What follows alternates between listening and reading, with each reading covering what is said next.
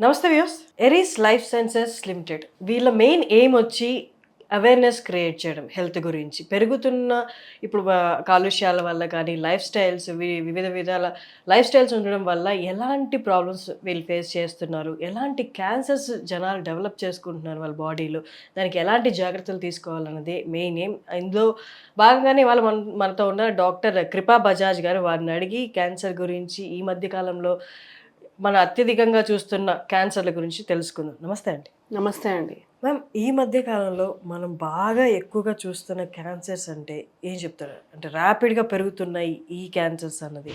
So usually అండి, అంతకుముందు ఎప్పుడూ లేనంత విధంగా గత 5 సంవత్సరాలు చాలా ఎక్కువ ఇన్సిడెంట్స్ పెరిగిందండి, క్యాన్సర్ ఇన్సిడెంట్స్. కొన్ని సిటీస్లో అయితే 50 ఏళ్ళు దాటిన ఆడవాళ్ళల్లో ప్రతి 4గురిలో ఒకరికి బ్రెస్ట్ క్యాన్సర్ ఉంటుంది. రొమ్ము క్యాన్సర్ ఒకటి, జీర్ణకోశ వ్యవస్థ ఒక క్యాన్సర్స్ కానీ ఇప్పుడు లేనంత విధంగా పెరిగాయండి. పేగు క్యాన్సర్ అంటే ఇంకా డైరెక్ట్లీ మనం తీసుకునే ఫుడ్లో లోపం వల్లే అంటారా? అది మనకి స్టమక్ కి సంబంధించిన క్యాన్సర్, తర్వాత పెద్ద పేగుకు సంబంధించిన క్యాన్సర్ రెండు చాలా కామన్ గా చూస్తాం మేడం మన కంట్రీలో. సో ఫుడ్ లో స్మోక్డ్ ఫుడ్స్ అంటే ఇప్పుడు కబాబ్స్ ఇట్లాంటి చాట్ గ్రిల్ ఫుడ్స్ ఉంటాయి చూడండి, వాటి వల్ల చాలా ఎక్కువ వస్తుంది. And also red meat consumption ఎక్కువ ఉండటం, బీఫ్ కన్సంప్షన్ ఎక్కువ ఉండటం, సరైన ఫైబర్ తీసుకోకపోవటం వల్ల మన గట్ చాలా ఎక్కువ కెమికల్స్ కి కానీ ఇన్ఫ్లమేషన్ కి కానీ ఎక్స్పోజ్ అవుతుంది అనమాట.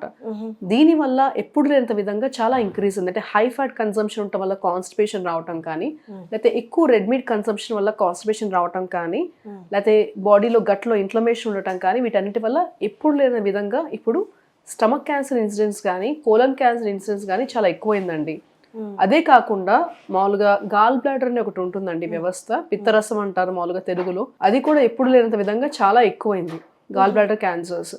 సో వీటన్నిటికీ మెయిన్ వెస్ట్రన్ డైట్, మోడర్నైజేషన్ వీటి వల్లే వస్తుంది అనమాట. అంటే మోడర్నైజేషన్ అంటే ఆలోచన విధానంలో మంచిగా ఉంటే చాలు, కానీ మన ఫుడ్ హ్యాబిట్స్ అన్ని కూడా మన బాడీకి అనుగుణంగా కాకుండా వెస్ట్రన్ డైట్ ఫాలో అవటం వల్ల వచ్చిన సమస్య ఇదంతా. ఇప్పుడు ఎవరన్నా సరే ఫాస్ట్ గా ఫుడ్ కావాలంటే ఏం చేస్తారండి, బర్గర్ ఆర్డర్ ఇవ్వడం, లేకపోతే పిజ్జా ఆర్డర్ ఇవ్వడం అవుతుంది.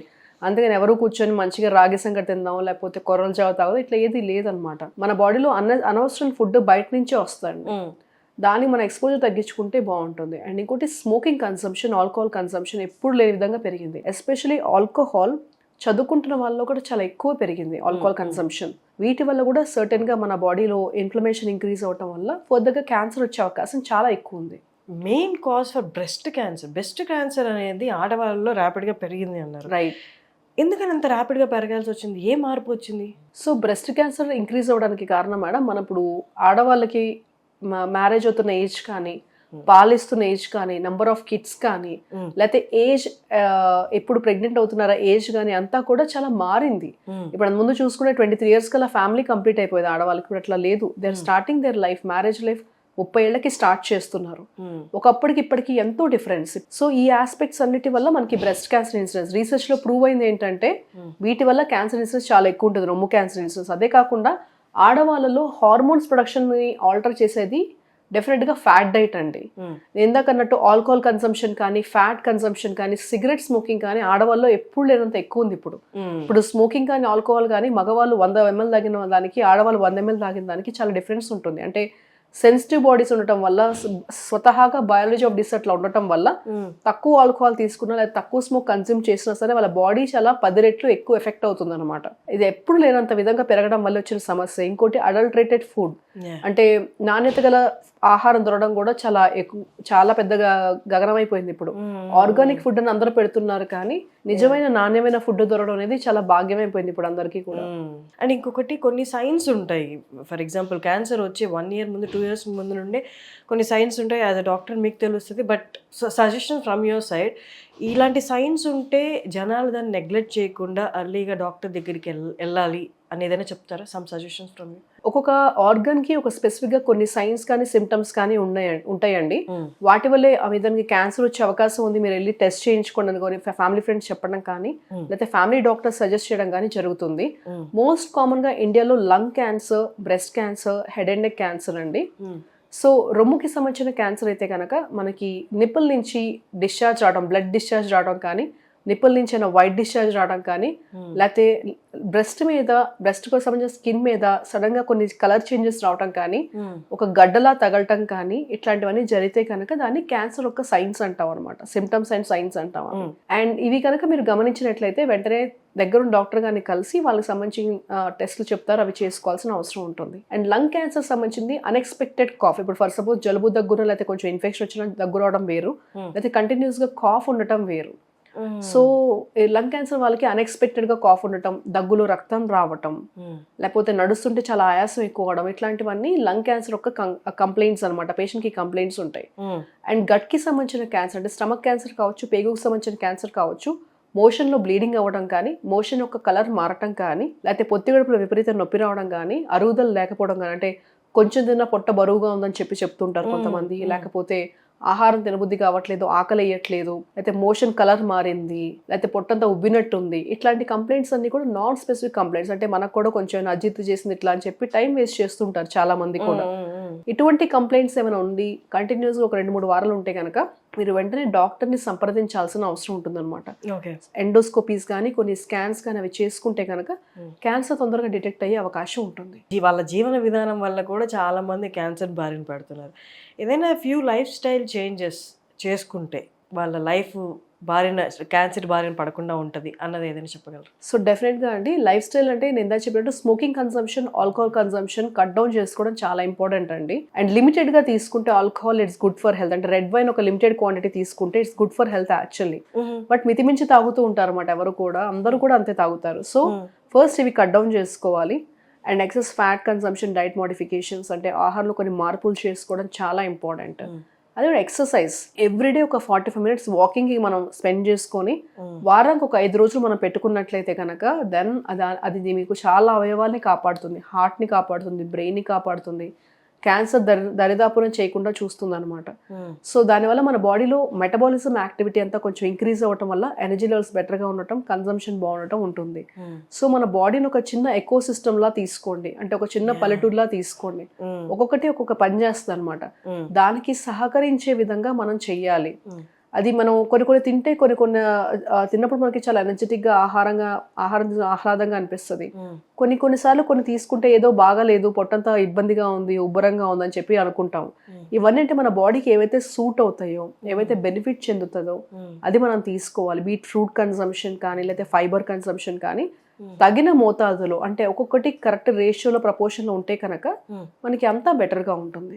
ఇది ఎంతవరకు నిజమో లేదా అబద్ధమో ఎవరికి తెలియదు అనమాట. బట్ కొంతవరకు క్యాన్సర్ రిలేటెడ్ ఈ కైండ్ ఆఫ్ అయితే నడుస్తున్నాయి, ప్రచారంలో ఉన్నాయి. కొంతమంది ఆచరించినట్టు కూడా ఉన్నారు. ఏంటి అంటే లాస్ట్ స్టేజ్లో ఇంకా డాక్టర్స్ కూడా కాదు అని చెప్పేసినప్పుడు, లేకపోతే ఎర్లీ స్టేజెస్లో కానీ వాళ్ళంతా వాళ్ళు డిటెక్ట్ చేసుకున్నప్పుడు, డాక్టర్ దగ్గరికి వెళ్ళి డిటెక్ట్ అయిన తర్వాత వాళ్ళంతా వాళ్ళు ఆప్ చేసుకున్న కొన్ని మార్గాలు ఏమి అంటే ఆవు మూత్రము, పసుపు, వీటన్నిటితో ట్రీట్ చేస్తామని చెప్పి కొంతమంది దగ్గరికి వెళ్ళడము, క్యాన్సర్ని ట్రీట్ చేస్తామని. ఇలా చేయొచ్చా? ఇప్పుడు నేను నో అని చెప్తే వీళ్ళు అలోపతిక్ డాక్టర్స్ వీళ్ళు ఇంతే చెప్తారని అనుకుంటారండి. బట్ సైంటిఫిక్ ఎవిడెన్స్ ప్రకారంగా చూసుకుంటే కనుక పసుపులో 1 కాంపోనెంట్ ఉందని కర్క్యూమిన్ అంటామండి, కర్క్యూమిన్. సో మనకు పెద్దవాళ్ళు ఏంటంటే మనకి పసుపు పాల్లో వేసి తాగండి, ఒంటికి మంచి చేస్తుంది అని చెప్పి చెప్తారు అనమాట. నిజానికి అంటే దానిలో ఒక హీలింగ్ ఎఫెక్ట్ ఉన్న ఒక కాంపౌండ్ ఉందని కర్క్యూమిన్ అంటాం అనమాట. అది ఎండిపోయిన ద్రాక్ష పళ్ళలో కానీ లేకపోతే పసుపులో కానీ ఉంటుంది. అది మేము మామూలుగా కీమోథెరపీ జరుగుతున్న పేషెంట్స్ కూడా చాలా మందికి ఇస్తామండి. అది ఇవ్వడం వల్ల ఏంటంటే వాళ్ళకి బాడీలో ఇన్ఫ్లమేషన్ తగ్గటం, కీమోథెరపీ యొక్క సైడ్ ఎఫెక్ట్స్ రాకపోవటం జరుగుతుంది.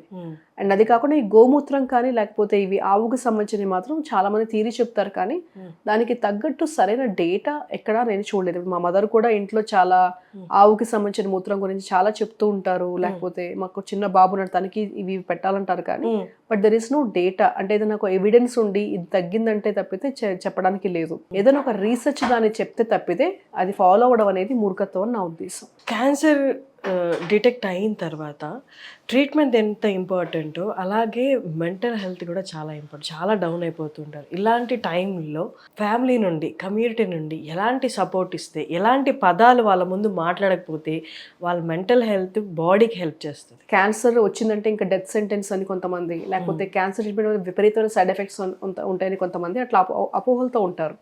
వాళ్ళకి ఆ జబ్బు తెలిసినప్పుడు ఒక ప్రాబ్లం ఉంటుంది, తర్వాత ట్రీట్మెంట్ జరుగుతున్నప్పుడు ఇంకొక ప్రాబ్లం ఉంటుంది. సో ఆ టైంలో కమ్యూనిటీ యొక్క సపోర్ట్ కానీ ఫ్యామిలీ యొక్క సపోర్ట్ కానీ చాలా ఇంపార్టెంట్ అండి. తనకు సంబంధించిన పౌజ్ సపోర్ట్ కానీ పేరెంట్స్ సపోర్ట్ కానీ చాలా ఇంపార్టెంట్ అండి. ఎందుకంటే ఎమోషనల్ బ్రేక్ డౌన్స్ వచ్చే అవకాశం చాలా ఎక్కువ ఉంటుంది. ఇప్పుడు ఎగ్జాంపుల్ మొన్న రీసెంట్గా ఒక పేషెంట్ నా దగ్గరకు వచ్చారు. ఆ పేషెంట్కి నేను జస్ట్ ఇచ్చిన సింపుల్ కీమోథెరపీ, అది 80 ఏళ్ల వాళ్ళకు కూడా మనం ఇస్తే వాళ్ళకి ఎటువంటి సైడ్ ఎఫెక్ట్స్ రావు. కానీ ఆమెకి మోకాలు అరగడం వల్ల ఆ ఒక పార్ట్లో కొంచెం నొప్పి ఎక్కువ వచ్చి చాలా ఇబ్బంది పడ్డారు. సో ఎంతో ఎమోషనల్గా బ్రేక్ డౌన్. ఒక స్కూల్ ప్రిన్సిపల్, ఒక స్కూల్ టీచర్, ఆమె చాలా కాన్ఫిడెంట్గా ఉండే విమెన్, ఆమె వెంటనే టకటక ఏడ్చేశారనమాట. సో కుటుంబం యొక్క సపోర్ట్ ఏమీ కాదని చెప్పడం, డాక్టర్స్ది ఒక 60% రోల్ ఉంటే ఫ్యామిలీది కానీ లేకపోతే కమ్యూనిటీది కానీ చాలా ఇంపార్టెంట్ సపోర్ట్ ఉంటుంది. ఇప్పుడు కొంతమంది గుండు అట్లా కీమోథెరపీ వల్ల జుట్టు ఊడిపోతే గుండు చేయించుకుంటారు. అండ్ ఆల్సో వైఫ్కి బ్రెస్ట్ క్యాన్సర్ వచ్చిన దగ్గర ఒక పేషెంట్ వైఫ్కి బ్రెస్ట్ క్యాన్సర్ వచ్చి కీమోథెరపీ తీసుకుంటే జుట్టు ఊడిపోయిందని గుండు చేయించుకుంటే తనకి సపోర్టివ్గా హస్బెండ్ కూడా గుండు చేయించుకున్నారు. మీరు జిరోదా చూసారు కదండి, జిరోదా ఫౌండర్ వాళ్ళ వైఫ్ కూడా బ్రెస్ట్ క్యాన్సర్ పేషెంట్, వాళ్ళ హస్బెండ్ కూడా ఒకేసారి గుండు చేయించుకున్నారు అనమాట. ఇవన్నీ చిన్న చిన్న గెస్చర్స్, అంటే ఈ జర్నీలో పార్ట్గా మేము కూడా నీతో పాటే ఉన్నామని చెప్పడానికి ఒక సింపుల్ గెస్చర్స్ పార్ట్నర్ దగ్గర నుంచి రావడం చాలా ఇంపార్టెంట్. సో ఫ్యామిలీ యొక్క సపోర్ట్, భర్త యొక్క సపోర్ట్ కానీ అలాగే భర్తకి భార్య యొక్క సపోర్ట్ కానీ చాలా ఇంపార్టెంట్. అండ్ క్యాన్సర్ అంటే పాస్ట్లో ఉండి క్యూర్ అయ్యి తర్వాత వాళ్ళకి ప్రెగ్నెన్సీ వచ్చి డెలివరీ అయితే ఇదొక అపోహ ఉంది, బేబీకి కూడా ఛాన్సెస్ ఉంటాయని. ఇది అపోహ నిజమా? ఇదే ముమ్మాటికి అపోహే అండి. ఇప్పుడు బ్రెస్ట్ క్యాన్సర్ అవుతున్న patients pregnancy associate breast cancer అంటాం. అంటే ప్రెగ్నెంట్గా ఉన్నప్పుడు ఒక ఆడవాళ్ళకి బ్రెస్ట్ క్యాన్సర్ వచ్చే అవకాశం ఉంటుంది. వాళ్ళు ఏంటంటే ప్రెగ్నెన్సీ టైంలో రొమ్మంతా గట్టిగా అవటం వల్ల ఇది క్యాన్సరా లేకపోతే పాలకు సంబంధించిన గడ్డ అర్థం కాకుండా చాలామంది టైం వేస్ట్ చేస్తూ ఉంటారు. సో అలాంటి పేషెంట్స్కి ఏం చేస్తామంటే తల్లి గర్భంలో పిల్ల ఉన్నప్పుడే ఆ తల్లికి ట్రీట్మెంట్ చేయటం, డెలివరీ అయిన తర్వాత మళ్ళీ దానికి ట్రీట్మెంట్ చేయడం చేస్తాం అనమాట. దీనివల్ల బేబీకి ఎటువంటి ఎఫెక్ట్ రాదండి. బట్ అంటే జెనెటికల్గా పాస్ట్ ఇంకెవరికైనా ఉంటే ఆ ఫ్యామిలీలో ఆ ట్రీలో బేబీకి వచ్చే ఛాన్సెస్ ఉన్నాయి అంటారు. అది కుటుంబంలో కొన్ని తరతరాలుగా 2-3 జనరేషన్స్ వాళ్ళు అట్లా ఎఫెక్ట్ అయ్యి అట్లా ఉన్నప్పుడు ఖచ్చితంగా మేము జీన్స్ టెస్ట్ చేసుకోమని చెప్తాం. కుటుంబంలో కొన్ని జీన్స్ ఎఫెక్ట్ అవ్వటం వల్ల కొన్ని రకాల క్యాన్సర్లు వచ్చే అవకాశం ఉంటుంది. ముఖ్యంగా బ్రాకా అనేది చాలా కామన్ గా చూస్తుంటామండి. బ్రాకా మ్యూటేషన్ కనుక పాజిటివ్ ఉన్నట్లయితే ఆ వ్యక్తికి రొమ్ము క్యాన్సర్ కానీ, ఓవరీకి సంబంధించిన క్యాన్సర్ కానీ, కొన్ని గ్రంథుల క్యాన్సర్ కానీ వచ్చే అవకాశం ఉంటుంది అనమాట. ఇవి పాజిటివ్ నెగిటివ్ గా చూసుకొని దానికి తగ్గట్టు జాగ్రత్తలు తీసుకోవాలి. కొన్ని జీన్స్ పాజిటివ్ ఉంటే ఆ వ్యక్తికి జీవిత కాలంలో సగటు వ్యక్తి కన్నా కూడా 40% ఎక్కువ క్యాన్సర్ వచ్చే అవకాశం ఉంటుంది. కాబట్టి వాళ్ళు తగిన జాగ్రత్తలు తీసుకుంటే ఎర్లీ స్టేజ్ అంటే చాలా తొలి దశలోనే క్యాన్సర్ కనుక్కోవటం జరుగుతుంది. ఆస్పెక్ట్ ఒకటి ఉందండి, ఏంటి అంటే ఇన్నర్స్ వేసుకునే విషయంలో. అంటే ఇన్నర్సే కదా, ఎవరు చూస్తారండి ఏదో ఒకటి కొనేసుకుందాం అంటారు. బట్ టైట్గా ఉన్న ఇన్నర్స్ వేసుకుంటే నేను విన్నాను అమ్మాయిలకి బ్రెస్ట్ క్యాన్సర్ వచ్చే ఛాన్సెస్ ఉంది. అలాగే మెయిల్కి కూడా అండర్వేర్ అనేది ప్రాపర్ సైజులో లేకపోతే అక్కడ కూడా క్యాన్సర్స్ వచ్చే ఛాన్సెస్ ఉన్నాయి. ఇది నిజమా?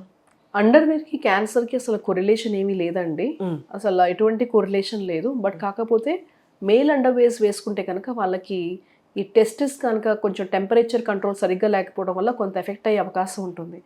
అంతేకాని ఇప్పుడు ఫీమేల్స్ వేసుకునే ఇన్నర్స్ కానీ మేల్స్ వేసుకునే ఇన్నర్స్ కానీ క్యాన్సర్ కానీ ఎటువంటి సంబంధం లేదు. ఓకే, టైట్ బ్రాస్ అనేవి leads to cancer. Night time కూడా వేసుకొని పడుకుంటే that leads to cancer, blood circulation లేకంటే how far this is true?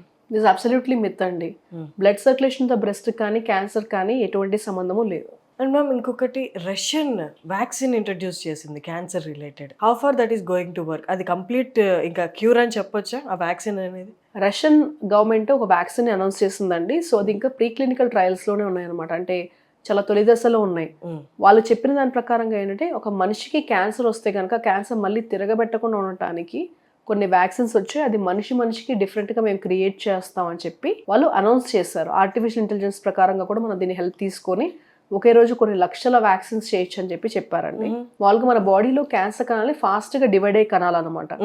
So అలా ఒక్కొక్క క్యాన్సర్కి ఒక్కొక్క రకమైన ప్రోటీన్ మార్పు రావటం వల్ల క్యాన్సర్గా గడ్డలా ఫామ్ అయ్యే అవకాశం ఉంటుంది. సో దీనికి సంబంధించిన వ్యాక్సిన్స్ అనేవి రావడం అనేది గమనార్హం. బట్ కాకపోతే సోఫార్ దాని ఎఫికసీ ఏంటి అంటే ఎట్లా వర్క్ చేస్తుంది, లేకపోతే దాని సైడ్ ఎఫెక్ట్స్ ప్రొఫైల్ ఏంటి. ఇప్పుడు మీరు కోవిడ్ టైంలో చూసుంటారు కొన్ని కంపెనీస్, చాలా ఫేమస్ రిప్యూటెడ్ కంపెనీస్ యూకేలో విత్డ్రా అయ్యాయి, ఎందుకంటే హార్ట్ అటాక్స్ వస్తున్నాయి. ఇప్పుడు కూడా వింటూ ఉన్నాం, చాలా ఎంగేజ్ లో హార్ట్ అటాక్స్ వస్తున్నాయి, mostly that will be related to Covid vaccine వల్ల కావచ్చు అని చెప్పి వింటున్నాం.